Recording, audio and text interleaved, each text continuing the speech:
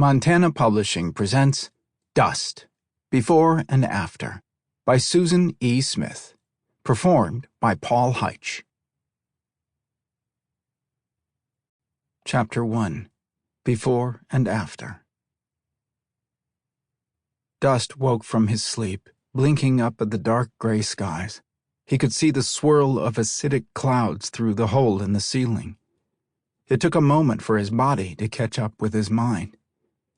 He often forgot to focus on it. Since the morning he woke up alone in a collapsed building that had once been his home, he realized that things would never be the same. Before, he was just a 14-year-old boy who loved playing video games and hated going to school. A year had passed since the day the comet hit the Earth. A year since the strange cloud had washed through the small town where he had lived before. That is what he called his life. Before.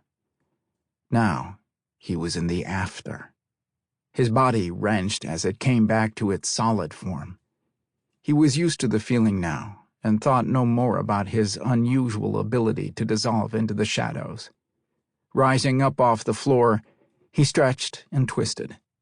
Glancing around, he walked over to the bent metal cabinet where he had hidden his knapsack. It contained one pair of jeans, one shirt, a clean pair of underwear and socks, and a bottle of water. With a wave of his hand, the debris in front of the cabinet rose up into the air and moved. He opened the door and pulled out the dark green knapsack he had found in one of his many excursions over the past year. Slinging the strap over his shoulder, he turned and quietly left the building. Dust paused on the sidewalk outside the small convenience store where he had taken refuge. His disheveled brown hair stuck out in all directions. Glancing around, his dark brown eyes paused on a moving shadow between two abandoned cars halfway down the street. The sense of danger rose in his gut. His gaze narrowed on the three shadowy forms that slowly stepped out from between them. Devil dogs. He didn't know if that was what they were really called, but that was the name he had given them. They were like him, different. Turning, he slipped the straps over his shoulders so he could run faster. It was time to move on. Where there were three of the creatures, there could be more. Dust felt the adrenaline surge through him as he took off at a steady pace, glancing back and forth as he ran through the center of the small town he had arrived in late the night before. He had hoped to find food. The changes to his body demanded that he eat more often. Food wasn't always the easiest thing to find. The lack of it was what had finally forced him to leave the small town where he had lived with his family during the time before. As the sole survivor, he had foraged for every piece of food he could find during the past year, until he could find no more. Dust didn't bother turning to see where the creatures were. He knew they would follow him. They were hungry. He knew because he felt the same hunger. There would be a fight, of that he had no doubt. Up ahead was the shell of a two-story building. With a wave of his hand, the door was ripped off its hinges, and it flew out behind him. He heard a snarl and a thud. They were closer than he'd realized.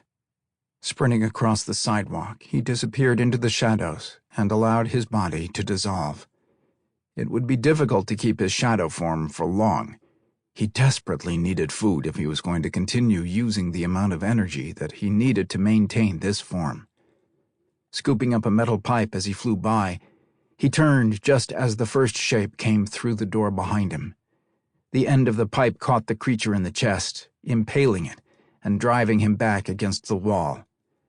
His body solidified at the force, and the wind was knocked from him as he slammed into the wall. The creature's glowing red eyes flashed, and its jaws snapped, but he could already see the light fading. He immediately recognized that the creatures must be starving to attack him so boldly. Not only that, they couldn't hold their shadow form any longer than he could.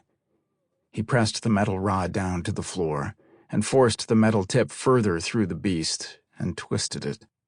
The creature's loud snarls turned to a scream before silence engulfed the room. Dust Sample complete. Ready to continue?